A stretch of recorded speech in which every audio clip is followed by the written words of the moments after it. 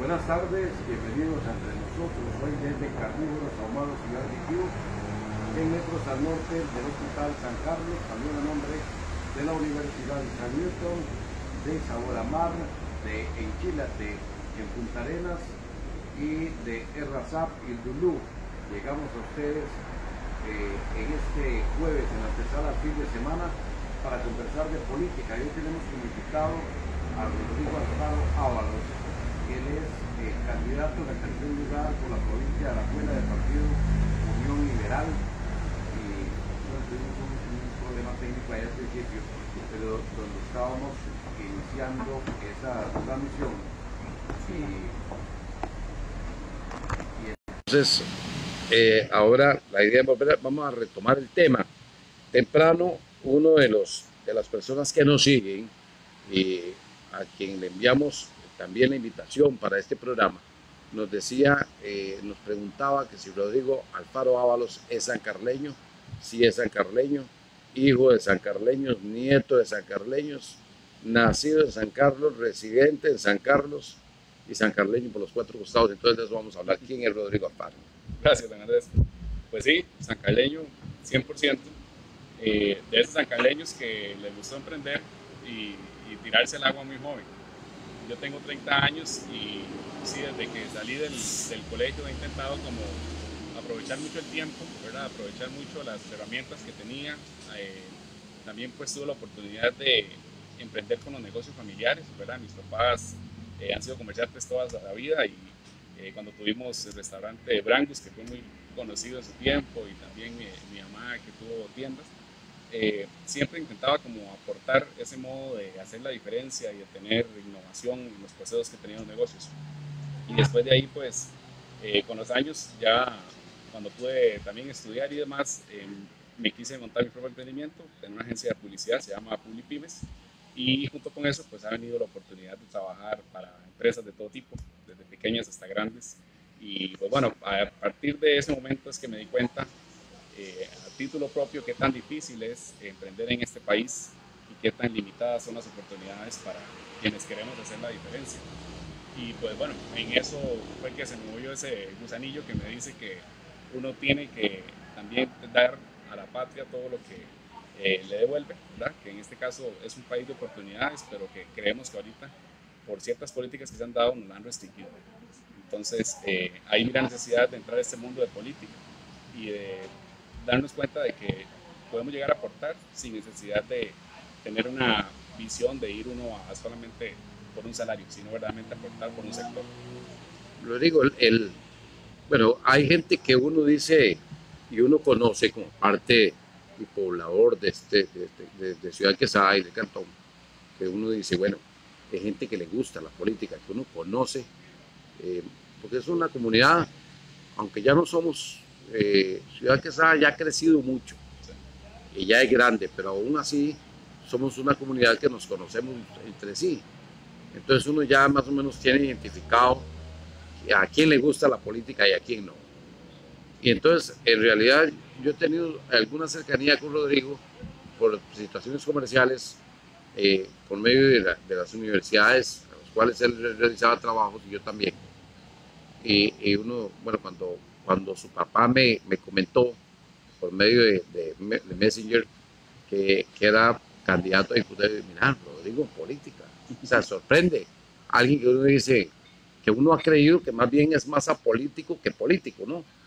¿Qué lo llama a involucrarse en política? Bueno, es curioso porque a la política, más que todo a la juventud, no le gusta, ¿verdad? La política, digamos, se ha vuelto como un concepto de que los que entran son oportunistas o de gente que no tiene qué hacer o quiere ir a buscar alguna forma de sacar beneficio propio. Y curiosamente, por eso es que en la política, aunque no hay sillas vacías, lo que pasa es que las sillas las ocupan las personas que sí se atreven a ir a hacerlo, ¿verdad? Sean buenas o malas. Y que no deberían ocuparlas a veces no deberían de ocuparlas. Pero lo que pasa es que los buenos nos quedamos sentados, tal vez incluso hasta solo detrás de una pantalla, criticando, enviando mensajes en una publicación de Facebook o en una transmisión en vivo cuando algún político o alguien que tenga intenciones políticas quiera dar su opinión sobre algo. Entonces, creemos que somos poderosos en redes sociales, pero no hacemos verdaderamente como la acción físicamente, ¿verdad? Para poder generar la diferencia, porque mediante un teclado no hacemos nada, ¿verdad? Solamente nos podrán apoyar unas cuantas personas, pero la publicación 24 horas ya no existe, ¿verdad? Pero las decisiones o las oportunidades que uno pueda conseguir a partir de la acción se hacen solamente al tomar decisiones, y por eso es que aunque sé que es un camino complejo, sé que también, pues para la naturaleza de mi negocio, es complicado, porque si incluso uno fuera electo, el tener que cambiar todo su estilo de vida, irse a San José, a nivel familiar también, cómo cambia la estructura, qué hacer con mi empresa, cómo acomodar mi empresa para que siga funcionando mientras yo tenga labores legislativas, no es algo fácil. Y al final uno dice, esto no es una cuestión de que la gente diga que es solamente como por buscar beneficios, sino verdaderamente que tiene también como un riesgo y tiene también una forma difícil de verlo, ¿verdad? Pero al fin y al cabo, el camino que uno ha formado está lleno de un montón de retos, y pues los retos hay que tratar de superarlos también, ¿verdad? ¿Cómo se encontró en este camino, Rodrigo Ábalos? ¿Cómo fue Rodrigo Alfaro Ábalos? ¿Cómo apareció esto? ¿Cómo apareció? Bueno, he tenido varias amistades muy ligadas a la política. Doña Vanessa Calvo ha sido mi mentora y me ha acompañado mucho en este camino, digamos, porque ella ha estado muy involucrada. Ella fue candidata a alcalde para San José, la alcaldía de San José, y también pues un amigo mío, don Gremlin Arrieta, siempre fue pues como muy impulsor de ese talento que tenía uno como para poderse comunicar con las personas o poder también relacionarse a nivel comercial y entender cuáles son las necesidades que tienen los sectores. Entonces yo aprendí mucho de él, fue un gran mentor, y doña Vanessa también sigo aprendiendo todos los días que hablamos. Y pues bueno, de cierta manera me decían de que uno tiene que impulsarse. O sea, si uno siente que realmente hay una necesidad, se da cuenta de un vacío que existe, pues hay que tomar la decisión uno y sentir que uno tiene la capacidad de hacerlo. Y de todos modos, conociendo el sector, para mí no es una cuestión que me tengan que contar qué es lo que está mal. Ya yo lo tengo identificado, en nuestro grupo está identificado, sabemos que podemos llegar a hacer la diferencia. Rodrigo, pesa mucho, ¿cree usted, la juventud? Porque la mayoría de la juventud no le interesa el tema político. Sin embargo, hay una porción numerosa de jóvenes que sí, y estamos viviendo, creo, ese fenómeno. Hemos visto candidatos a la presidencia bastante jóvenes, a la diputación bastante jóvenes, y eso, uno de ellos es usted, en su caso.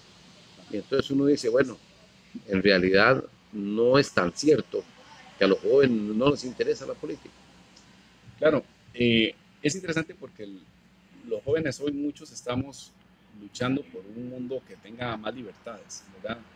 Y hablamos entonces de libertades individuales, y muchos quieren tener sus libertades, digamos, a razón de que no existe, por ejemplo, una religión metida a nivel político, ¿verdad? También uniones libres, ¿verdad? Que son libertades que el mundo está demandando, pero muy pocos se están preocupando por las libertades económicas, ¿verdad? Y que hoy son, digamos, como las ataduras más grandes que tenemos. Y nosotros en nuestra propuesta somos totalmente pro libertad, ¿verdad? Estamos muy casados con la idea de la libertad en todos los sentidos, llámese económico, social, político, incluso religioso también. Nosotros somos muy respetuosos de la libertad de adhesión de cualquier tipo de religión. No somos un partido que viene como a minimizar el hecho de que porque alguien tenga una práctica religiosa o no la tenga, puede verse como algo negativo. Por el contrario, creemos que la libertad de la persona está en todos los ámbitos, y creemos que ya es momento también para que las libertades económicas empiecen a tomar partido dentro de esto. Vamos a leer, dice Johan Quesada Campos, adelante Rodrigo. Carlos Mejías hace una pregunta, vamos a dejar a Carlos Mejías para que le responda la pregunta. Alex Barrientos dice, excelente ver jóvenes participando e involucrarse en política. No es fácil tomar la decisión de participar, pero debe hacerse, es un deber y una obligación. Muchos éxitos. Johan Quesada dice, gran representante de la zona norte y de Alajuela. Carlos Mejías dice, saludos cordiales. Me alegra que los jóvenes se involucren en política. Mi pregunta es simple, un tercer lugar es imposible que salga por San Carlos. ¿Qué hace un joven tan preparado? ¿Qué hace que un joven tan preparado acepte un lugar de esos? Bueno, dentro de esto, incluso cuando me invitaron, que bueno, Grey, mi hijo, fue uno de los que más me impulsó a que tomara la decisión. Él me invitó a participar y a mí me llama mucho la atención el hecho de que me tomen en cuenta, ¿verdad? Por las cualidades que puedo tener, digamos, por mi experiencia, y eso, pues la verdad que uno se siente pues, bastante útil, ¿verdad? Dentro del proceso. Y desde un inicio siempre, bueno, establecí, ya existía un primer lugar que era Johan, eh, el segundo lugar y el tercer lugar, que son los que tienen que ir de acuerdo a la equidad de género, ¿verdad? A Johan Quesada es el primer lugar para la abuela. Sí, Johan Quesada es el primer lugar. Y el segundo es Paola Villalobos, y el tercero soy yo. Que en estos temas de lo que le hablaba, con respecto también a la equidad, es que, pues bueno, sea cual sean los perfiles, ¿verdad?, que se establezcan dentro del formato de elección legislativa, nosotros tenemos que tener como ese respeto, ¿verdad? Obviamente tiene que ir la equidad de género, si el primero es hombre, el segundo tiene que ser mujer, el tercero hombre, o así. Entonces, bueno, cuando me ofrecieron el tercer lugar, con todo gusto lo acepté porque siento que puedo aportar mucho, tanto en la campaña como en eventualmente una elección. Si yo no fuera electo, que pues ese no es el panorama que veo, porque siento que sí hay una gran cantidad de la población que ve la necesidad de que exista alguien que piense a nivel comercial, que piense en la necesidad del sector turismo, del sector de transportes, del sector de lo que le hablaba, de la gente que vende productos de juegos, al azar, tantos sectores que se han visto, digamos, totalmente ignorados dentro de la política y los gobiernos. Entonces, independientemente si fuera o no electo, yo igualmente quiero involucrarme en la política porque ya tendría eventualmente la forma de poder llegar a expresar todas las necesidades que tengo de mi sector involucrado en el partido. Entonces, si estoy de fuera viendo los toros desde la barrera, no voy a hacer nada, ¿verdad?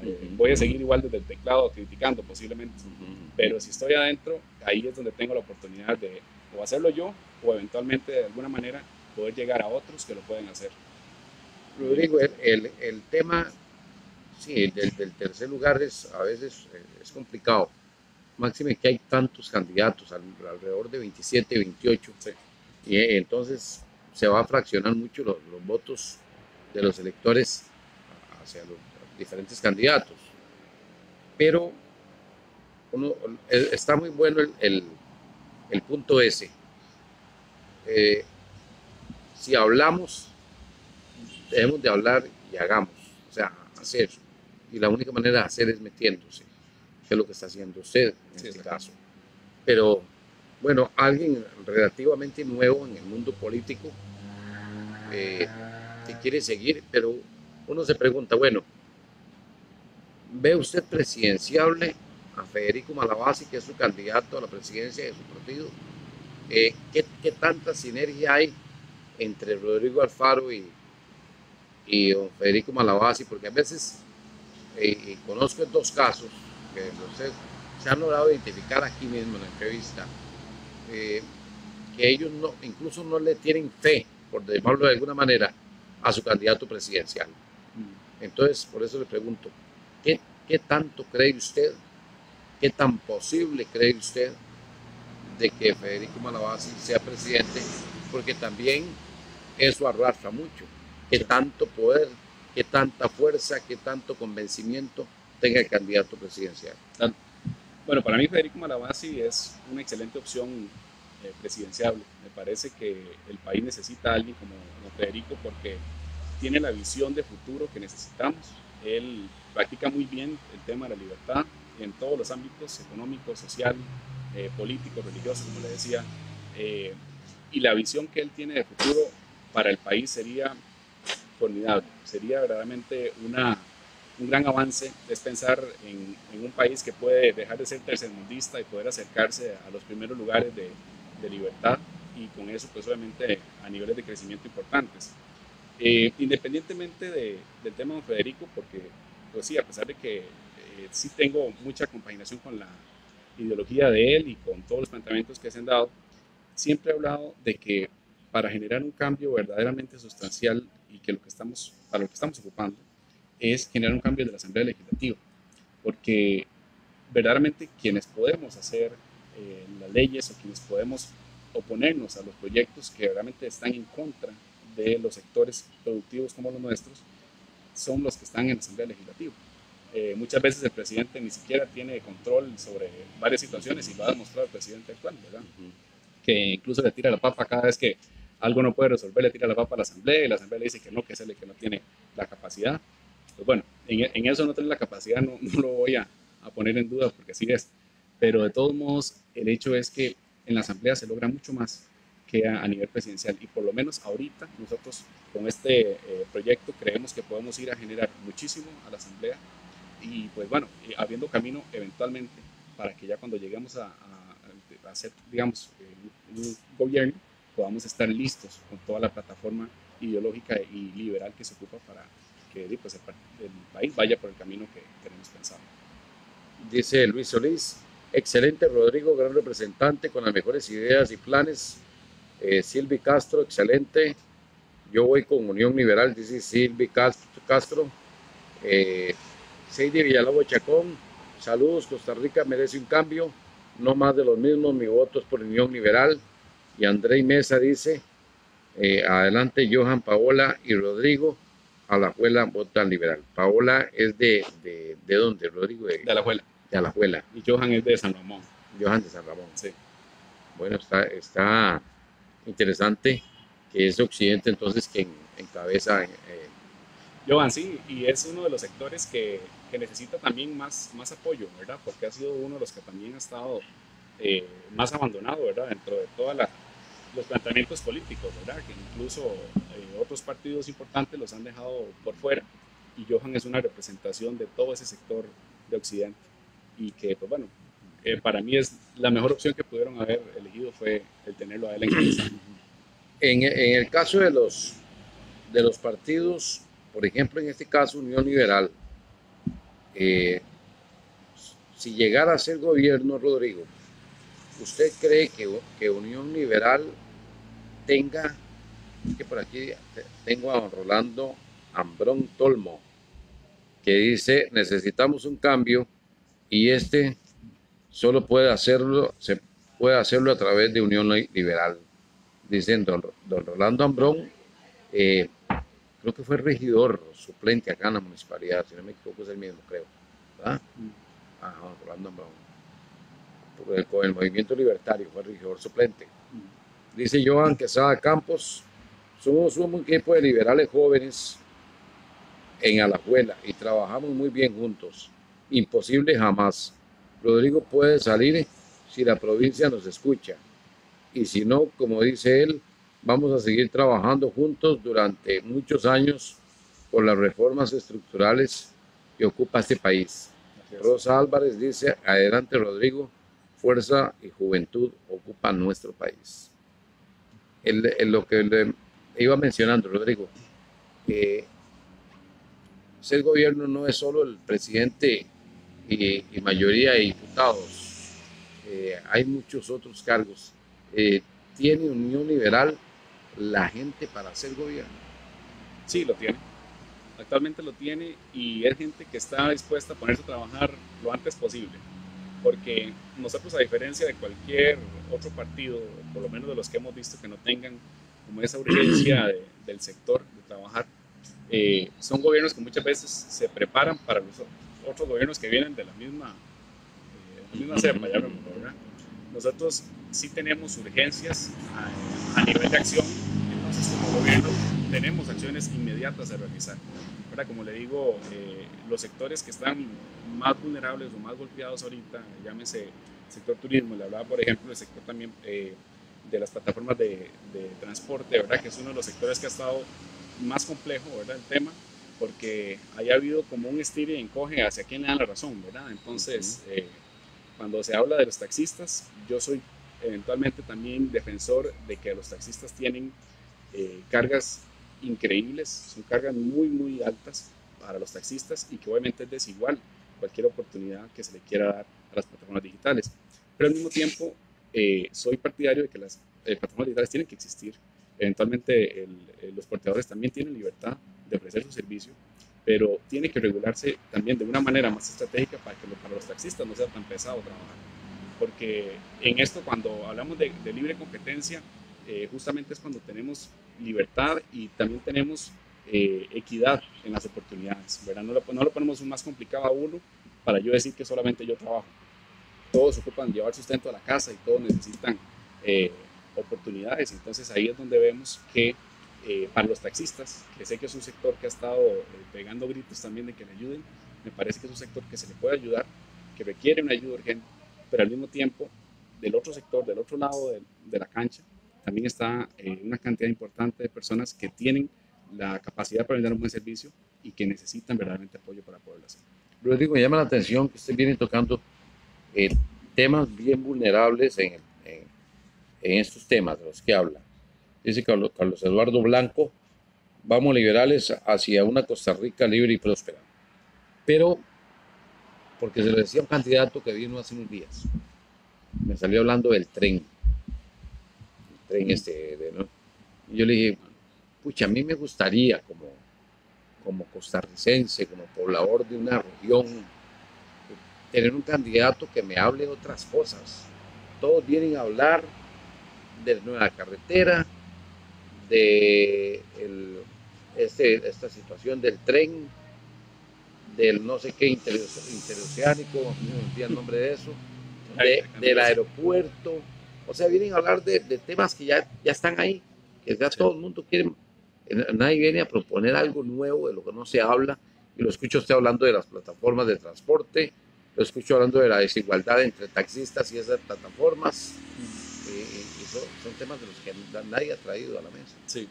Y también hay uno de los temas que es innovación. Yo soy fiel seguidor del tema de la innovación y creo que en todos los procesos y en todas las empresas que he servido he intentado que de alguna manera los procesos innovadores estén presentes. Hay una opción y hay modelos de negocio que tampoco hemos explorado. Por ejemplo, el pensar en data center. Nosotros somos un país que está en una ubicación estratégica para Europa y para el resto de América. Por estar en el centro de América tenemos una potestad de poder integrarnos, por ejemplo, con data centers que pueden ser ecológicos, data centers verdes que le llaman ahora. Hay países, por ejemplo, en el mismo Google o empresas de buen renombre como Facebook y demás, están pagando en otros países el almacenaje de sus datos. E incluso existen opciones de que hayan hasta submarinos con los data centers por el tema de que estén refrigerados y demás. Y nosotros nunca hemos explorado nuevas opciones para poder, digamos, integrar nuevas opciones de negocio. Y nos hemos siempre centrado en lo mismo. Creemos que la riqueza siempre sale de las mismas acciones que hacemos. Y si usted se pone a revisar de todas las instituciones que existen en el sector público, ¿cuántas producen verdaderamente? ¿Cuántas puede decir producen el dinero para pagarse ellos y para que dejen un extra de ganancia? Porque, por ejemplo, cuando hablamos de innovación, si decimos, bueno, es que Raxa era una de las empresas más innovadoras, ¿cómo es posible que el año pasado Raxa reportara una ganancia de 40 y tantos millones, 48 millones, por ahí, el 40 y resto, y que eso lo vean como ganancia?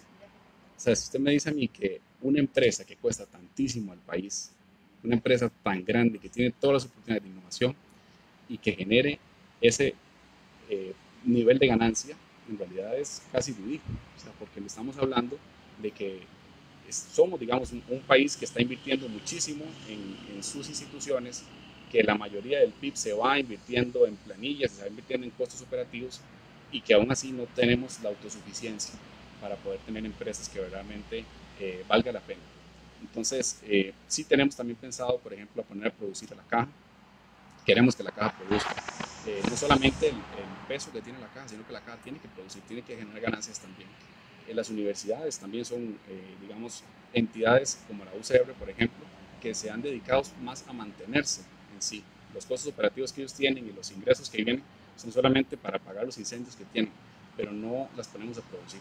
Y nosotros, de cierta manera, queremos que las instituciones produzcan, porque al final, si las defendemos y si tenemos iniciativas hacia ellos con los presupuestos, también tienen que generar ganancias, ¿verdad? Dice Seidy Villarado Chacón, el trabajo es arduo y este equipo está unido, porque somos conscientes que el cambio debe darse, jóvenes pensando en un futuro y en mejor calidad de vida del costarricense.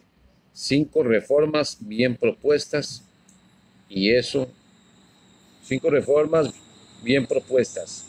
Eso y más es unión liberal. 5 reformas. Habla Seidy Villalobos. Sí, nosotros tenemos dentro de las reformas principales, bueno, estamos trabajando en todos los sectores, ¿verdad? Tenemos enfoque en el sector social, en el sector ecológico, en el sector productivo, que obviamente es el que tiene ahorita la mayor necesidad, ¿verdad? Dentro de todo esto, vamos identificando las necesidades, incluso en los equipos de trabajo que hemos hecho. Hemos hablado del tema de hablarle a los sectores directamente, porque nosotros no queremos hablar simplemente de que voy a disminuir la pobreza, porque eso no es, eso es una fantasía, digamos, cuando uno habla de que va a disminuir la pobreza, la va a erradicar, porque se ha demostrado que erradicar la pobreza es imposible. Lo que se puede es disminuir y solamente se disminuye generando trabajo. Entonces, si yo genero estrategias y genero un ambiente idóneo para que las empresas quieran verdaderamente contratar más, para que venga más inversión extranjera, para que hayan más zonas francas produciendo, si yo tengo más oportunidad para que exista posibilidades de trabajo, así es como voy disminuyendo la pobreza. Más no lo voy a erradicar, porque eso es una falacia decirlo, de que quiera decirlo solamente por ganar votos, se está mintiendo porque así no funciona. Entonces, nosotros dentro de los aportes que estamos haciendo es pensar en los pilares en específico para los sectores.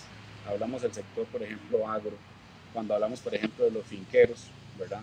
Que San Carlos es una zona lechera muy fuerte, que tiene un sector agro y un sector lechero muy fuerte, un sector abandonadísimo, que es un sector que cada vez recibe muchísimo más cargas, tiene muchísimo más peso, hay una persecución hacia el tema de las cooperativas, hay muchas cosas que están, digamos, afectando la función de los lecheros y que no hay nadie que los escuche. Nosotros somos esa opción que los quiere escuchar. Igual el sector agro, el sector exportador.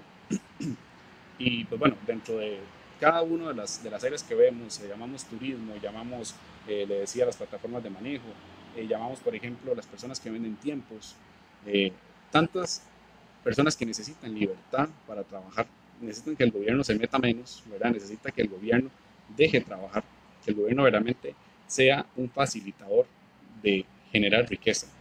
Eso va a hacer que el dinero circule más y va a hacer que podamos salir todos de esto lo más pronto posible. Está interesante eso porque hay políticas de gobierno que más bien se convierten en un tropiezo para el desarrollo de mucha gente. Por ejemplo, lo que usted habla, ahora que dice los vendedores de tiempos, chanceros. Exacto. O sea, gente que está produciendo, no anda delinquiendo en la calle, está produciendo y hay políticas que más bien, por decirlo en un término más entendible, esto les estorba. Les estorba para poder trabajar, les impide trabajar. Así es. Y es que los tratan casi como criminales, ¿verdad? El proyecto este 21.632 es un proyecto que me parece que es totalmente contraproducente y abrupto para la forma de manejar ese tema de las loterías o los tiempos, ¿verdad? El monopolio que tiene la Junta es un monopolio que cada vez quiere blindar todos los espacios y obviamente pues quieren ser los únicos en el juego, ¿verdad? Yo entiendo que la Junta genera apoyo y que al final, digamos, es una institución que reinvierte las ganancias que obtiene, pero lo que pasa es que para que exista una verdadera libertad y para que se vea una voluntad del gobierno, tenemos que abrir los espacios para que los demás puedan producir. Entonces, cuando empezamos a restringir a los sectores y empezamos a más bien amenazar de que hasta se van a ir a la cárcel, si alguien va a vender algún bingo o cualquier rifa, a mí me parece que es totalmente absurdo y contraproducente, sabiendo que es una forma de ganarse la vida y que hay mucha gente que se lo gana de esa forma. Que existan, como en todo, creo yo, manos oscuras trabajando en algunos sectores, los hay, pero yo no puedo, digamos, creer que todos sean como, no sé si recuerda alguna vez que la Junta hacía algunos anuncios que eran como unos buitres, ¿verdad? Y entonces los pintaban de que el que te vendía los tiempos era el buitre y tenés que comprar a la Junta. Eso me parece que es una forma de ilustrarlo grosera y poco, digamos, adaptada a la realidad, porque hay gente que se dedica a eso, hay gente que lo realiza bien y que, pues bueno, el gobierno tiene que de alguna manera darle las oportunidades para que puedan producir también. Bueno, y las manos oscuras existen en un montón de sectores, dentro del mismo gobierno, en el cooperativismo, hay manos oscuras a montones y son temas a los que el gobierno no les ha metido para nada la mano. Dice Álvaro Orozco, excelente como todos los líderes de Unión Liberal, libertad sana, propiedad, familia y vida. Dice Rolando Ambrón Tolmo, a Unión Liberal nos caracteriza la seriedad, el respeto y la innovación en nuestras propuestas. Somos los que representamos a nuestros emprendedores micros, pequeños y medianos empresarios. Antes le iba a preguntar, por cierto, y estoy muy bueno que se hablara un poco acerca del tema agro, porque somos nosotros de una región muy agrícola. Sí. Y bueno, sabemos que Rodrigo Alfaro Ábalos es una persona joven, muy involucrada en un mundo de tecnología, en un mundo moderno, pero ¿qué lugar ocuparía en una agenda legislativa de Rodrigo Alfaro el tema agro y el tema ganadero, por ejemplo, no solo en la zona norte, porque eso existe, el agro existe en todo lado, pero del país en sí, en general? Bueno, dentro de eso, sí hay dos factores importantes. Obviamente también es la implementación de las tecnologías que tiene el mismo gobierno por aportar a esos sectores, que si lo vemos, digamos, cuánta innovación aportan, ¿verdad? Instituciones tan cerradas o tan antiguas como lo que es el MAC, ¿verdad? Y todas las que se ven involucradas dentro de estos procesos, al final es poco lo que logran darle de beneficio a los sectores. Nosotros vemos, por ejemplo, una necesidad tan grande incluso en los financiamientos, ¿verdad? Son sectores en los que los financiamientos son complejos, o en casi que todos los sectores, los financiamientos a nivel de la banca de nosotros es muy compleja, porque aquí los bancos prácticamente que le piden que primero empeñe absolutamente todo lo que usted tiene para ver si le presto para que inicie, ¿verdad? Y uno dice, bueno, pero ¿cómo inicio si ni siquiera tengo los bienes para poderlos presentar, ¿verdad? Y hay programas que son un engaño completo también. Exactamente. O la gente pues opta por irse, digamos, a préstamos, esos que le llaman garroteros, ¿verdad? Ese tipo de cosas, y empiezan pues con el pie izquierdo porque al final se les convierte en un calvario el tema de desarrollar su negocio. Entonces la banca estatal tiene deficiencias grandísimas a la hora de aportarle a los sectores, incluso, por ejemplo, a nivel de seguros, porque los seguros ni siquiera protegen como deberían al sector agro. Los seguros no quieren meterse, porque si usted pierde su cosecha, que sea su problema. Entonces, de alguna manera, tiene que existir la libertad también para eso. Y pues es una necesidad que tienen los sectores. Los sectores necesitan muchas veces asegurar sus cosechas y pues el que quiera entrar en el juego de asegurarlas puede hacerlo. Pero el mismo gobierno debería de facilitar las acciones para que eso se dé. Porque a nadie le interesa perder. Nadie se metió a sembrar X cantidad de hectáreas de frijol para perderla. Y no puede ser que el gobierno también se comporte de una manera como que no me importara, ¿verdad? Entonces, sí me parece que lo primero es como idear la estructura de que las prácticas a nivel de financiamiento y de acompañamiento sean mejores, y a nivel de innovación el gobierno está muy quedado en eso. O sea, nosotros no aplicamos muchas prácticas que se están haciendo a nivel internacional, no tenemos asesorías internacionales a nivel de lo que está saliendo en otras tecnologías para siembros, para lechería, etc. Aquí cada quien, el que ha logrado innovar, lo ha hecho porque tiene la visión, porque salió del país y lo vio que en otro país lo usaban y vino y lo implementó aquí. Pero como decir que el gobierno me ha apoyado en algo o ha hecho algo para que yo innovara en mi sector, yo creo que nadie puede hoy decir que eso ha sucedido. No, porque las políticas, por ejemplo, hay lo que es Banca para el Desarrollo y lo de pymes, que para mí es un engaño completo. Eso no es para alguien que quiera emprender, o es para el que quiera emprender pero que tenga algo. Exacto. Y entonces, ¿qué pasa? Hay unos filtros ahí impasables, y esas personas para poder emprender tienen que ir a buscar un prestamista y empeñar hasta la vida misma. Sí.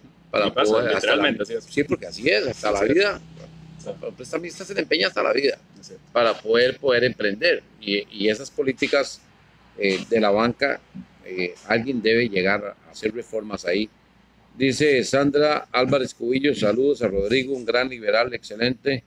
Rosa Álvarez, hay que hacer camino, Unión Liberal nos invita a la cima del progreso. Álvaro Orozco, detener la corrupción y dictadura y promover libertad, vida, familia.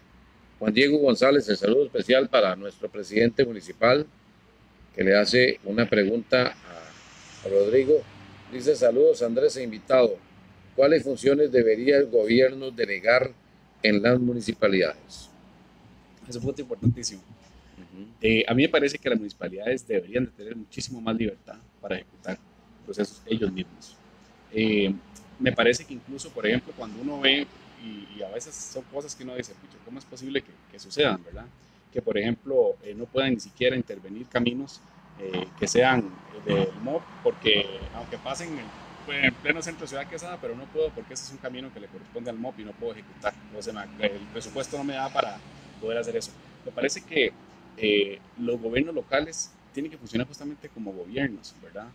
Son células aisladas que deberían de tener muchísimo más libertad de poder ejecutar procesos y eventualmente también con sus presupuestos que no se vean tan limitados a lo que específicamente directrice un gobierno. Ahora, por ejemplo, que estaba todo este tema de la pandemia y demás, que algunos gobiernos locales quisieron declararse como no acatar instrucciones, ¿verdad? De lo que venía o digamos de que no tuvieran una restricción nocturna, etcétera. Pues de ahí, yo sé que tal vez el ejemplo no se visualiza a nivel de tamaño, ¿verdad? Porque estamos hablando de que en Estados Unidos las proporciones de un estado son el tamaño, son más grandes que todo Costa Rica. Pero si uno ve, digamos, los formatos donde los estados pueden administrarse solos, uno ve que la productividad es muchísimo mejor. Y cuando el estado puede también tomar una decisión que no verdaderamente esté vinculada con un gobierno, también le da como esa libertad de ejecutar y de poder tomar decisiones y asumir riesgos ellos mismos. Entonces, obviamente, estoy dando un ejemplo de algo muy grande, pero nosotros aquí a nivel local deberíamos de hacerlo. Siendo un país tan pequeño, somos demasiado organizados. Pues son muy pocos kilómetros cuadrados para no ponernos de acuerdo en las cosas, para poder depender o estar siempre dependiendo de las políticas que nos dictan arriba y que, pues bueno, obviamente eso hace que los gobiernos locales muchas veces eh, pierdan como importancia, incluso para los mismos ciudadanos, porque si usted ve, eh, el reflejo se ve en las elecciones de los alcaldes. Cuando se empezaron a elegir los alcaldes, la misma población que va a votar es muy poca, porque creen que es muy poco lo que puede hacer, y es porque el mismo sistema está hecho para que no exista libertades para los gobiernos locales, y eso a mí me parece que es algo que debería de cambiarse una vez. Podríamos pensar en algún momento, Rodrigo, los sancarleños, eh, falta mucho tiempo, faltan 3 años, no sé, 2 años y pico. Eh, Ver en la próxima campaña municipal, ahora aprovechando este tema, este paréntesis municipal aquí, a Unión Liberal participando en una campaña municipal acá en San Carlos. Claro, claro que sí. Y pues bueno, dependiendo de los resultados que hubieran, también es algo donde uno siente que puede llegar a aportar. Eh, y bueno, ahora más bien con estas iniciativas que hay de que ya los alcaldes no se puedan reelegir, también da un respiro al hecho de que al fin vamos a ver una luz de que alguien nuevo pueda llegar a aportar algo nuevo. Sí, hay más alternabilidad y todo. Exactamente, entonces dentro de esto ha sido, como le digo, me parece a mí digámoslo, sector, ¿verdad? O una célula bastante abandonada, ¿verdad? A nivel país, que los gobiernos locales, y me parece que hay mucha gente que quiere llegar a aportar desde su gobierno local. Y eso lo vemos, digamos, en cualquier sector. Si, por ejemplo, el sector agro, el sector lechero, nosotros, el sector productivo, quisiera llegar a aportar a un gobierno local, podría llegar a hacerlo y podría hacer cambios importantes desde los lineamientos, las libertades que tenga en su poder. Le pregunto por qué uno dice, bueno, hay 27 candidatos a la diputación de diferentes partidos. Hay partidos y también a la presidencia, que estaba viendo ya que hasta Pueblo Unido resucitó y está en el ambiente político. Y Pueblo Unido, no recuerda que decía Pueblo Unido jamás se ha vencido y nunca ganaron, pero y ahora está otra vez en el escenario político. Pero uno dice, bueno, pucha, es cierto, esto divide y resta votos a otros partidos. Sí. Entonces hace más complejo la elección de algunos. Sí, claro. Hay que ver la parte buena, que es la libertad que tenemos, el sistema democrático que se fortalece, de que la gente quiere involucrarse, quiera participar, pero por otro lado podríamos decir es contraproducente en algún grado en ese tema. Pero uno dice, bueno, ¿será que solo les interesa para la diputación y la presidencia? Porque ya cuando es lo municipal se reduce el número, ya no es tanta la gente que quiere, o porque le tienen miedo a un líder que se ha consolidado por años de años en su cargo y entonces mejor no se le meten a ese tren. Pero qué interesante sería que aparezcan así y tener una campaña municipal igual, donde haya muchos partidos, mucha gente, y donde uno dice, bueno, no es solo un tema presidencial, no es solo un tema de deuda política, no es solo un tema de intereses propios, y todo eso. O sea, es la gente que quiere llegar a aportarle a la comunidad, aportarle al pueblo, a hacer algo. A mí me parece que para que eso se vaya dando, lo primero es tener justamente esa libertad de que cada 4 años se pueda cambiar al alcalde. Y cambiar me refiero a cambiar, o sea, que el simple hecho de que ya legalmente solamente cumpliste tu rol, muchas gracias, lo que pudo hacer lo hizo, lo que no, ahí viene otro para poderlo intentar hacer. Eso hay que hacerlo para que el ser gobierno local sea más interesante para los partidos y para las personas también que quieran hacerlo.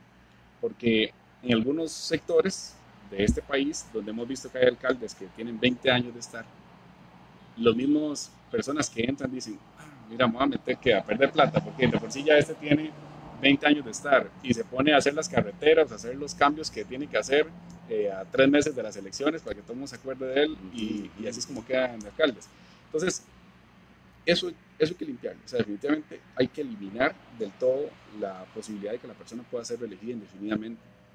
Y también de alguna manera, con la buena política, ¿verdad? Cuando la gente empieza a elegir candidatos para eventualmente la Asamblea Legislativa o para presidente, que tengan prácticas más liberales, que es la ideología que yo defiendo, se van a dar cuenta que la política puede hacerse bien y podrán dejar de detestar tanto la política.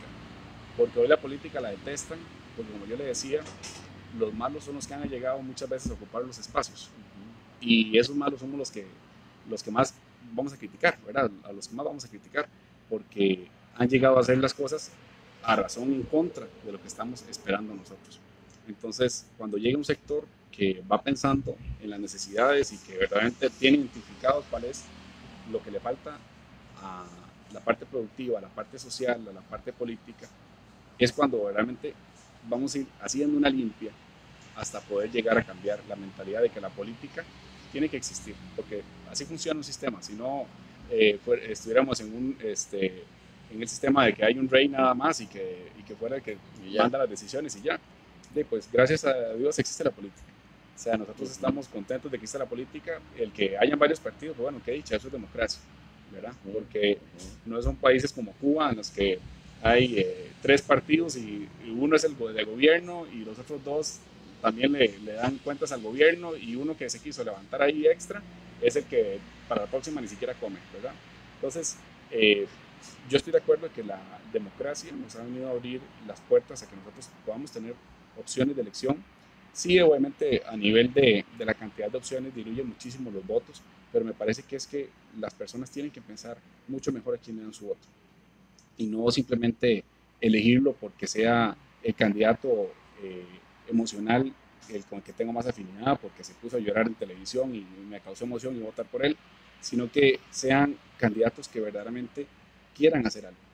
Pero ahí, y tomándole un extra de tiempo para eso, yo digo que la prensa tiene un papel muy importante a la hora de también comunicar lo que hacen los candidatos. Porque si usted lo ve en esta campaña que estamos actualmente, y hablemos de la parte presidencial, ¿qué han sido las noticias que han sacado, verdad? Y hablemoslo con nombres. Por ejemplo, que de Figueres hablen de la herencia, que Rodrigo Chávez por el tema de faldas del acoso. Hay casos, cuando estaba Juan Diego Castro hablaban de que si le pegaba a la mamá. O sea, son cosas que verdaderamente son importantes para los problemas que estamos enfrentando ahorita. Pero ¿qué hace la prensa para hoy poner en evidencia cuáles son las necesidades que tiene el país? Y para poner también contra la pared y decirle a un candidato, ok, deme cuáles son sus soluciones para esto y esto y esto, qué es lo que está demandando el país. No existe. Y nos vamos ahí en puro chisme, ¿verdad? O en pura información poco relevante. Y viene el momento de las elecciones y el candidato que saca las bajo la manga porque le atacó al otro de que, no sé, le robó la empresa a tal otro y apareció en la prensa en primera plana y listo. Con solamente eso la gente dice, ah, entonces esto es una ladrón, no votar por él y tal. Entonces, las elecciones se terminan definiendo los últimos días y eso no es así. Pero también tenemos una población que no lee, que no se informa. Eso. Porque los programas de gobierno, los partidos los exponen en sus páginas, pero nadie los lee. Entonces, ese es otro problema. Por ejemplo, lo que tomó fuerza en la campaña pasada del matrimonio igualitario. O sea, yo soy respetuoso de que dos personas del mismo sexo se quieran, pero no es un problema mío si se casan o no se casan. El problema mío es que vengan a resolver lo que nos está afectando a todos en el tema económico, en el tema fiscal, en otros temas que sí nos afectan a todos. Y es que es eso, a mí me parece que de cierta manera la prensa se ha prestado para eso, para que no exista la información más importante en primer lugar, sino que la información así más soft, la que genera más pelea en redes, esa es la que voy a meter. Y bueno, yo que trabajo en este sector, sé la importancia de que la gente interactúe, de que la gente comparta contenido, de que le dé me gusta, de que le escriba y de que replique a la misma réplica que le dieron y así.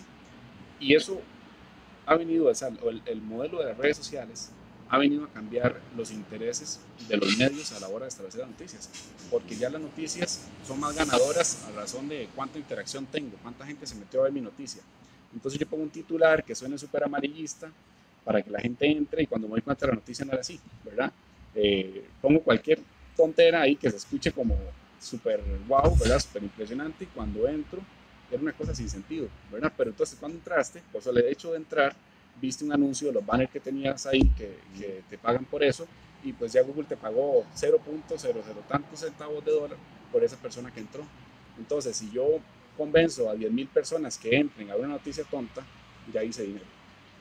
Y es ahí donde entonces empiezan a tomar mucho protagonismo cuando hablamos de que si a la herencia de este se lo quitaron los sobrinos o que si le correspondía a él, de que si este candidato dice la verdad o si las mujeres que sufrieron el abuso son las que tienen la razón. O sea, es un chisme completo y es incluso vulgarizar la política. Y por eso la gente se cansa de la política. Y por eso la gente dice, no quiero política, no quiero saber de política. Pero a mí me parece que la prensa ha venido destruyendo de cierta manera también ese amor o esa sensación positiva que debemos tener para la política que tiene que existir, ¿verdad? Porque también tenemos que ser, así como pueblo, debemos leer los programas de gobierno, debemos informarnos de cosas más serias, también debemos de ser selectivos a la hora de buscar el medio por el cual nos informamos.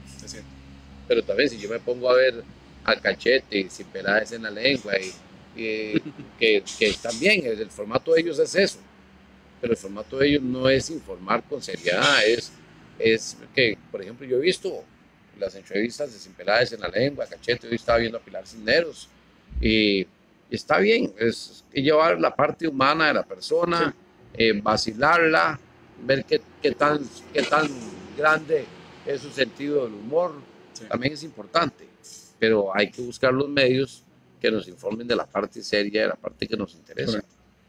Dice don Leonel Arias, buenas noches, ¿qué propuestas tienen para los portadores de armas y los trabajadores independientes? Háblese desde el chancero, Uber, ambulantes, etcétera. Que dice que toca el tema de la aportación de armas porque estamos a favor. Nos parece que el derecho a la defensa es algo que es inviolable. Y si el gobierno no puede defendernos, porque incluso ni siquiera puede meter a la gente a la cárcel porque ya no hay espacio, pues entonces nosotros tenemos derecho a defendernos. Y esas políticas que vienen a restringir la cantidad de armas por persona, que haya un registro de las municiones, por Dios, yo no creo que ningún narcotraficante, ningún maleante esté haciendo fila para ir a registrar sus municiones ahora más tarde. O sea, las armas que entran ilegales y punto. Y no hay ninguna forma de seguirlas porque vienen incluso por el canal de Darién y por un montón de opciones que tenemos acceso dentro de este país tan permeable para el narcotráfico y para las armas. Entonces, no puede ser que empecemos a perseguir a los que verdaderamente quieren hacerlo de la manera correcta y lo restringamos. Soy un fiel creyente de que el derecho a la defensa es inviolable y me parece que no debería existir limitaciones en esa parte. O sea, estoy a favor de la aportación de armas y en contra de que existan tantas regulaciones con tal de poder darle más poder a los otros. Porque curiosamente los que vivimos en las cárceles ahorita somos nosotros, ¿verdad? Las casas cada vez las enverjamos más, cada vez le ponemos más sistemas de seguridad, alarma, cableado eléctrico, etcétera.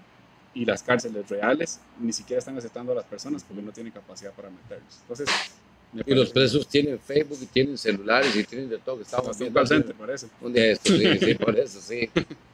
Están como de paseo ahí. Un tema que al final les voy a contar de una situación que estamos viviendo en San Carlos. Me imagino que muchos la han visto, pero al final les voy a contar de cómo ayudar, porque ocupamos ayudar. Hay gente que es parte de nuestra comunidad, aunque sea de paso, y ocupamos también ser solidarios. Rodrigo, el tema de la inmigración. Aquí hemos visto, bueno, el problema de los haitianos que están de paso, que vienen. Ayer a esta hora estaba llegando un bus con 50 haitianos. Sí. Entre ellos venían 6 bebés con un cuadro de diarrea. Y también los venezolanos, sí, que los vemos ahí pidiendo en las esquinas con una cartulina. Hay cubanos también con grandes necesidades. Las políticas migratorias son muy débiles en este país, demasiado vulnerables, podríamos pensar. También, ¿qué parte de la agenda de Rodrigo está esa situación? O no de Rodrigo, hablemos de partido como tal, de Unión Liberal, siendo gobierno. Bueno, parte de lo que vemos también ahí, no solamente que las políticas sean débiles, sino que de cierta manera han sido oportunistas también, porque cuando este gobierno le abre las puertas a ACNUR y a otro montón de instituciones que al final, a cambio de dinero que no es suficiente dinero en comparación a lo que cuesta el sostener, ¿verdad? Las personas que entran. Entonces, que si ACNUR dice, te vamos a dar X cantidad de millones de dólares, y si uno saca el costo que tiene a nivel país el enfrentar una crisis de inmigración, como casi que se está dando, porque yo creo que es una crisis, cuando uno ve tantísima gente, yo no había visto en años anteriores gente de tantas nacionalidades en los semáforos, pidiendo dinero con niños, como dice usted, caminando, abarrotando los buses, ¿verdad? Porque según escuché también hasta los buses, creo que a hacer horarios ampliados para poder llegar a las 11 de la noche, claro. 12 de la noche. Sí, y eso, a mí me parece que esas son problemáticas que al final, veámoslo desde este punto, a cambio de unos pesos, estamos poniendo vulnerable también a nuestro país. Me parece que cada quien tiene obviamente pues la libertad también de tomar sus decisiones, y pues si su meta, su misión es llegar a Norteamérica, pues tiene su derecho a. Lo que pasa es que a nivel país nos ha afectado muchísimo por las políticas tan blandas que tenemos. Y pues eso obviamente recae muchísimo en nuestros costos operativos, ¿verdad? Porque cada vez más hablamos de que a la caja, que todo la queremos muchísimo, pero cada vez la saturamos más, ¿verdad? A instituciones de ayuda social, que ahora le hablaba también, que no específicamente todas tengan, digamos, o que no tienen en realidad presupuesto para este tipo de migrantes, pero de todos modos son instituciones que no producen, o sea que al final lo único que tienen son gastos, y que pues, de alguna manera cuando no tienen presupuesto, otra vez toca pedir, ¿verdad? Y por eso es que yo le digo que me parece que son centavos lo que da instituciones como ACNUR para el riesgo que el país enfrenta en su totalidad, ¿verdad? Dice Carlos Valdés, pero un programa de gobierno es solo una propuesta que depende de muchos factores. En cuenta el presupuesto nacional y la aprobación de mayoría en la Asamblea Legislativa. Un candidato no puede ofrecer lo que no tiene expensas de préstamos impagables, de cuestiones hasta innecesarias, habida cuenta de otras necesidades más urgentes. ¿Cuál es la...? No hay como una pregunta, no, sino como el comentario. Sí. Dice Marianela Gamboa Solís, saludos. Don Joan Quesada Campos, el lunes vamos a estar en San Carlos en la tarde y noche. Para quienes quieran reunirse con nosotros, el presidente Malabasi y nómina diputadil. Más tarde, El lunes va a estar Federico Malabasi, que sí. El restaurante bueno, buenísimo, estaremos. podríamos, tal vez, coordinar, Rodrigo.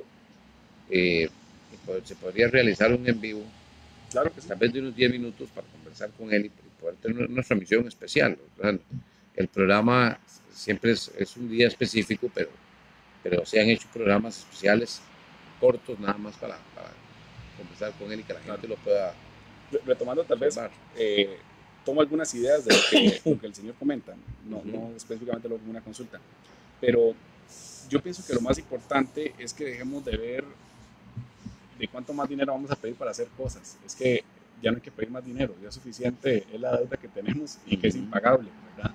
Y el cuento ese de que vamos a cambiar algo porque es deuda cara por deuda barata, lo vengo escuchando desde que nací.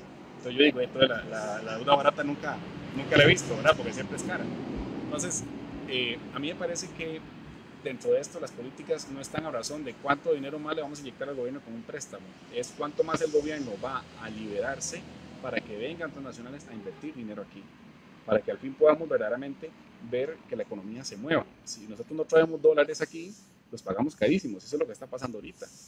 Por eso el dólar está subiendo como la espuma, porque no tenemos empresas que estén produciendo lo necesario o empresas que estén llegando a invertir para que el dólar baje. Y por eso es que ayer el Banco Central tuvo que invertir 6 millones de dólares para ver si se aliviana. O sea, me parece que son prácticas apagafuegos y que al final el problema nunca lo estamos atacando de la raíz. No estamos abriendo las puertas para que venga la inversión y seguimos pensando en que los préstamos nos van a solucionar las cosas. Y eso es como cuando usted compra con una tarjeta de crédito y paga la deuda suya con otra tarjeta de crédito y ahí va y nunca va a salir de eso. O sea, llega el punto en el que si cualquier persona se ahoga, un país se puede ahogar.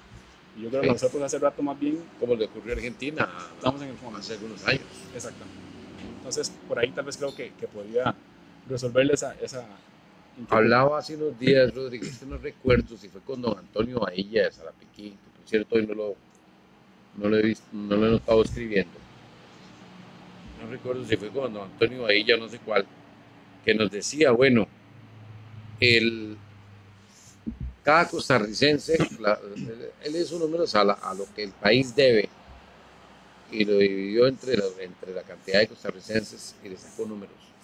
Yo no sé si eran 4 millones de dólares o 2 millones de dólares. La cosa es que dice, bueno, o sea, cada bebé que nace ya viene enjaranado. Con deuda. Ya viene con deuda. Sí. O sea, sale del hospital y es un enjaranado completo. Y ese es el problema, que eso se va a salir de las manos y va a ocurrir exactamente lo que ocurrió en Argentina, una crisis donde se vio... El PIB de Costa Rica es de 61.200 millones de dólares. No se puede producir el PIB de Costa Rica por año. Y que usted me diga que la mayoría del presupuesto tenga que irse en gastos de gobierno, me parece que eso es simplemente una seña más clara de que la ineficiencia es la que se está llevando la mayor parte del presupuesto. Que también hablamos, que bueno, que el 20 y tanto % se invierte en educación y que qué bueno que invertimos en educación y que somos fuertísimos. Estamos cumpliendo verdaderamente con eso que se está invirtiendo, con los resultados que se esperan. Porque al final la educación hemos ido decreciendo muchísimo y se ha notado en los resultados a nivel internacional. También, por ejemplo, cómo estamos preparando a los niños y a los jóvenes, el nivel que se le está llegando, por ejemplo, a nivel de bilingüe, a nivel de tecnologías, a nivel de innovación. ¿Qué estamos haciendo ahí? Y si usted me dice que hay presupuesto del 20 y tanto %, entonces más bien es de asustarse. O sea, de que uno dice, dinero sí ha habido, lo que pasa es que ha estado en la mayoría de las veces mal administrado. Claro, pésimamente mal administrado, dice doña Marianela Gamboa. Yo soy de San Ramón, un saludo para ella allá en San Ramón. Johan Quesada dice, un diputado sí puede hacer la diferencia, que lo diga Otto, que para el paquete fiscal igual Malabasi. Sí. Ahora que usted habla de la tecnología, don Antonio Badilla, que hoy no lo noto conectado, ha hablado mucho y siempre habla de la conectividad de la gente joven. Juan Carlos Ugalde, que es el presidente cantonal de la persona joven de San Carlos, hablaba en un término de juventudes. Juan Carlos, el término juventudes no existe. O sea, es juventud, ¿no? Para mí es juventudes, porque la juventud de, por ejemplo, de Pocosol y lugares allá recónditos de Pocosol, no tienen las mismas oportunidades que tienen los de Ciudad Quesada, ni los de Ciudad Quesada tienen las mismas oportunidades que tienen los del área metropolitana, en conectividad, en un montón de cosas. Ahora que la educación es hasta virtual en gran mayoría, Sí.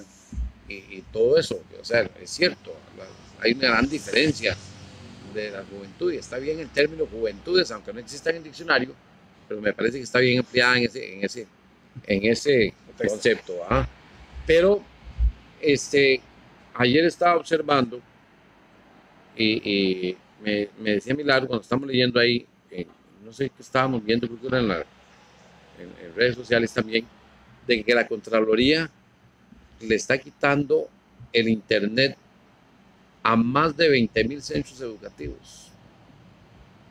Y entonces uno dice, bueno, hay gente que, o sea, hay educadores que luchan porque sus estudiantes tengan conectividad, sí. Y ahora la Contraloría les quiere quitar la conectividad en un mundo como el que tenemos ahora, donde todo es virtual, donde todo es tecnológico, donde el internet es algo casi indispensable para un estudiante.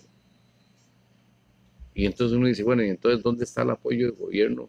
Que más bien aquí, o sea, actúa muy contraproducentemente en yo el creo caso. Que ahí el gobierno quedó al desnudo con la pandemia en ese tema, porque cuando empezó a virtualizarse el proceso por obligación, porque ya no podían ir a los centros educativos los niños y los jóvenes, se empezaron a salir el montón de deficiencias que tenía el sistema educativo, y que no son deficiencias que usted me diga, sí, pero es que la pandemia nos agarró de pronto.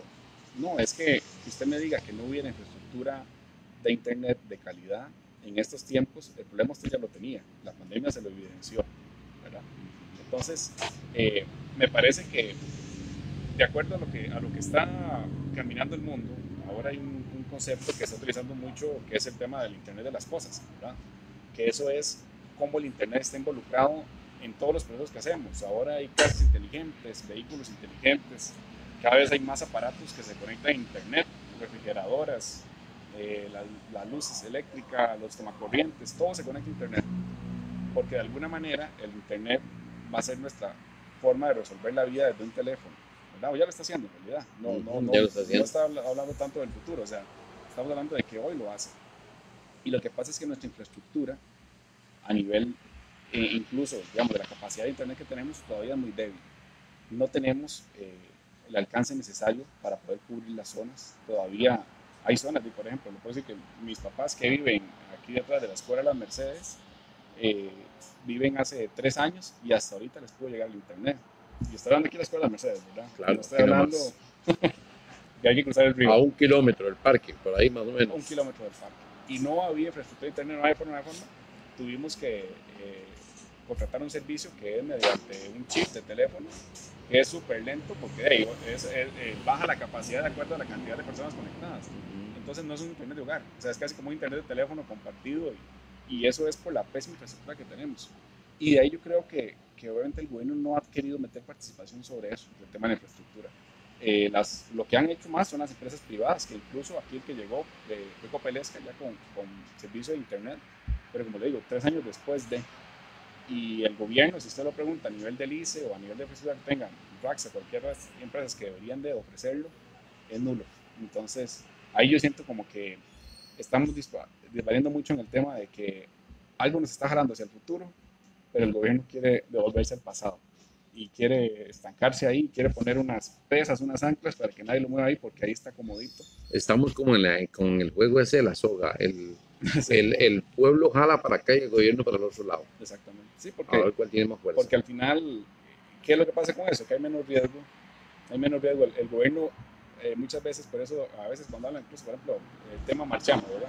Pero a veces tema que no está relacionado con esto, pero lo voy a tocar por el asunto de que el gobierno cree que cuando yo le bajo 1,000 a aquel, que a pesar de que sí, multiplique ese 1,000 por la cantidad de miles o de millones que deja de percibir, sí es cierto. Pero es que cuando usted cede algo, nosotros lo vemos con la intención de que usted pueda invertir ese algo en otra cosa, ¿verdad? Si usted se le redujo el marchamo, va a tener más dinero para posiblemente ir a invertir a Fortuna o ir a Guanacaste o tener más libertad de poder hacer con su dinero lo que quiera, porque de todos modos el marchamo que pagamos aquí es vulgar. Entonces que usted me diga que pague el marchamo como tiene que ser, pucha, es que de todos modos es que el marchamo es totalmente incongruente con lo que debería de ser, porque los países que están vecinos en Nicaragua pagan $15 y en Panamá también pagan, creo que son 10 o 20 dólares por ahí. Eso es lo que pagan anualmente por un marchamo. Entonces, al final, digamos, si empezamos a ver el gobierno cada vez que siente que da un peso, llora porque pierde ese peso, pero nunca piensa en que si yo solté ese peso es porque ese peso va a tener alguien que pueda llegar a invertir y que de todos modos en algún momento de la vuelta con los impuestos le va a llegar. Pero es, creo yo, la falta de visión que tienen los gobiernos que han venido.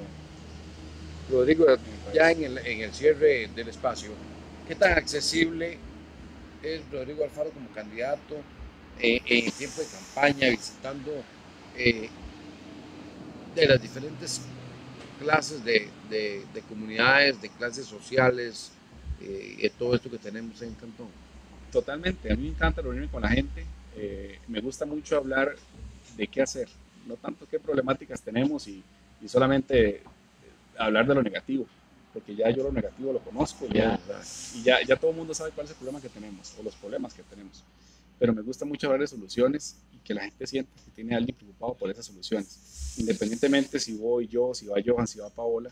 Creo que tenemos una visión de partido muy unificada, y como le digo, pretendemos de que, o si llegamos nosotros a hacer la diferencia, y si no llegáramos, pues que por lo menos esas necesidades lleguen hacia los que tienen que llegar. Y pues bueno, ahí tenemos figuras eventualmente como el mismo Otto, que está encabezando la papeleta por San José, que ha sido una de las personas que más ha defendido al país en el tema de impuestos. Y muchos han querido hablar mal de ese tema y creo que con pruebas se ha demostrado que así ha sido. La única persona que más le ha atado con las uñas a este tema ha sido él. Y yo creo que todos los demás que han venido muchas veces van como a robarse el show o a querer implementar políticas que la verdad no vienen a ayudar a las problemáticas que tenemos hoy a nivel país. Rodrigo, un último mensaje a la gente que nos está viendo, de parte de Rodrigo Alfaro Ábalos, candidato a una diputación en el tercer lugar por la provincia de Alajuela. Bueno, primero que todo, a usted agradecerle por el espacio, porque estos espacios son importantes justamente para que la gente conozca cuáles son nuestra visión, nuestra forma de ver las cosas. Y lo que yo le invitaría a la gente es a pensar de que necesitamos verdaderamente diputados liberales a nivel país. Si nosotros logramos tener diputados liberales, nos vamos a dar cuenta que hay gente preocupada por el bolsillo de los costarricenses, y en eso se denota el tema de que estamos peleando por menos impuestos, estamos liberando trabas económicas, liberando trabas sociales. Queremos que el gobierno se meta menos y que usted haga más, que usted tenga más libertad para hacer y que el gobierno no sea la piedra en el zapato o esa cuerda que está jalando hacia el otro lado. Y que en nosotros, las figuras liberales que estamos ahorita encabezando, que la mayoría somos jóvenes, sí hay una preocupación seria de los sectores por buscar soluciones. Porque como le digo, desde el inicio yo no tengo una pretensión ni siquiera salarial de llegar allá, porque para mí es muy complejo el hecho de hacer ese cambio de vida, pero si lo hago es porque siento que puedo aportar, que tengo las ideas muy claras y que verdaderamente he buscado cómo hacer la diferencia desde mis iniciativas. Les voy a invitar a ustedes, ahora sí les voy a comentar, acá antes de despedir a Rodrigo, del tema de los haitianos. Hace unos días, doña Marianela Rodríguez, creo, hace una publicación en Facebook de que ella vio unos haitianos con unos niños de brazos, y que ella le partió el corazón ver en las condiciones en que estos haitianos de ahí andan ahí de paso, buscando un rumbo, con niños pequeños.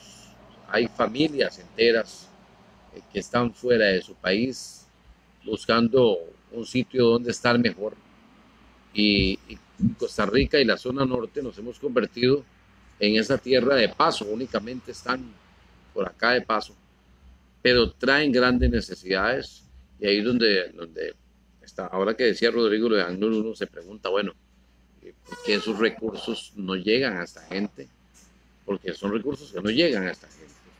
Tienen grandes necesidades. Ayer, a esta hora, llegó un bus con 50 haitianos, 6 niños, bebés de brazos, eh, con un cuadro diarreico. Imagínense lo que es para un papá eh, llegar con un bebé enfermo a un país donde tal vez hasta por el idioma ni lo entienden.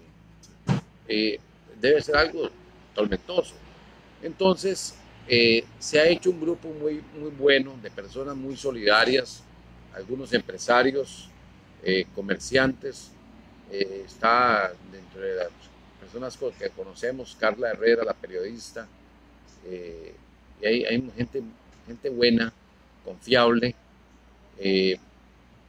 Queríamos utilizar estos medios precisamente para solicitarles a ustedes ser solidarios también. Ellos necesitan alimentación. Hay hoteles, por ejemplo, el Hotel Plaza, que está por la Cruz Roja de Luis Fernando Chacón.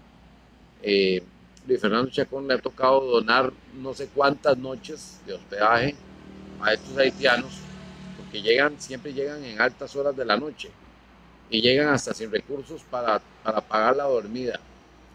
Entonces el Hotel Plaza, hay alrededor de 4 hoteles que incluso han donado muchas noches a estas personas para que tengan donde dormir, porque ni siquiera eso tienen. Y es importante y hay que agradecerle a estos hoteles. No tengo los nombres, solo el de Luis Fernando porque lo conozco bien, pero hay que agradecerle a ellos también que de ahí han estado dispuestos a donar de su trabajo para que esta gente pueda por lo menos pasar bien la noche y amanecer bien al día siguiente. Y entonces las donaciones que ustedes quieran hacerla, por ejemplo, tenemos algunos puntos de recolección donde pueden ir a dejar su donativo, alimentos,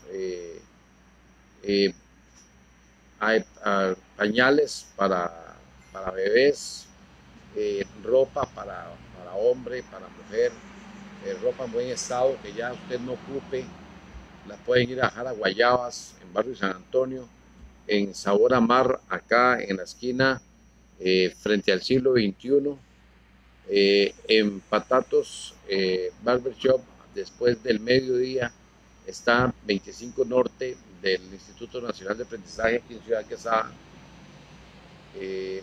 Y también por medio nuestro nos podrían localizar. Nosotros recogemos el donativo en la móvil del perifoneo y las llevamos a cualquiera de estos otros puntos. Hay personas que están saliendo todas las noches a esperar a los haitianos que llegan a la terminal de buses y darles el refrigerio. Recién llegan porque llegan sin nada que comer y muchas veces, como les digo, hasta sin recursos. Y es cierto, uno puede decir, bueno, pero ¿para qué se vienen para acá? No sabemos qué habrán pasado, por dónde habrán pasado, qué les habrá tocado vivir, y tampoco nos debe interesar. Lo que nos debe interesar es que, aunque sea de paso, son parte de nuestra comunidad, están aquí con un problema muy grande, nosotros estamos bien, conciliamos bien el sueño, podemos comer bien, gracias a Dios, y entonces también es cierto que el país está en una situación muy difícil, pero tampoco nadie se va a empobrecer más de la cuenta por dar un poquito. Entonces los invito a que nos colaboren ahí en el Facebook de Andrés Madrigal. Ahí viene mi número de teléfono, me pueden llamar, yo paso recogiendo el donativo para dejarlo en alguno de estos puntos donde se distribuyen entre los grupos que están trabajando mano a mano con estos haitianos, y para que su paso por la zona norte sea menos feo que tal vez en muchos otros lugares donde tal vez la gente no ha sido tan solidaria y les ha tocado pasarla bien mal. Agradecerle, Rodrigo, que nos acompañara, y nos hablamos para el lunes a ver si es posible tener Perfecto. a Federico Malabasi. Que conversemos ahí, que conozcas a don Federico y que, pues bueno, también creo yo que a nivel de equipo podemos aportar muchísimo ¿verdad? De cuál es nuestra visión país, que nos parece que es la más idónea ahorita para la crisis que estamos enfrentando todos juntos.